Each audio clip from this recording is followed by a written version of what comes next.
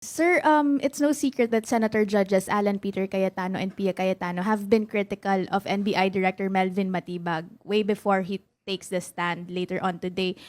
What changes or adjustments were made during your witness prep to make sure that your witness, or in the event that the senator judges become critical when it comes to questioning your witness like this afternoon?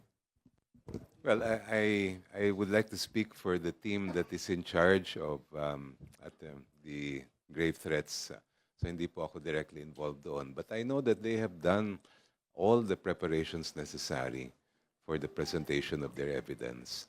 At mamaya, palagay ko, panunuorin natin lahat yan kung paano nga ilalatag ng prosecution ang pagtestigo ni Director Matibag.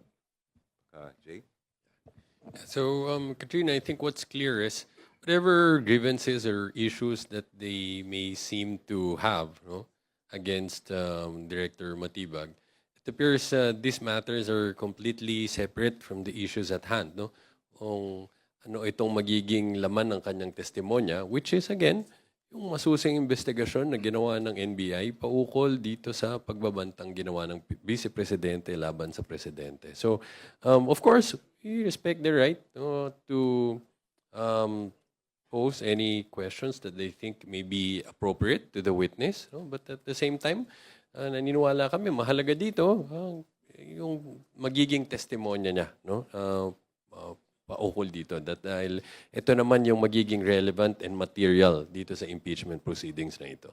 Sir, but do you expect the lines of questioning to be tougher, perhaps leaning more on the political side of things rather than the actual merits of the case, given the predisposition of the siblings earlier this week? Palagay ko yun ang isang pagkaiba sa questions propounded in a regular court and questions propounded in an impeachment court. Wala naman limit ang maaring itanong ng mga senator judge, maliban lang kung meron tututol sa kanila na ibang one of the other judges. So we'll have to wait and see. And I think we will all be witness to something later on.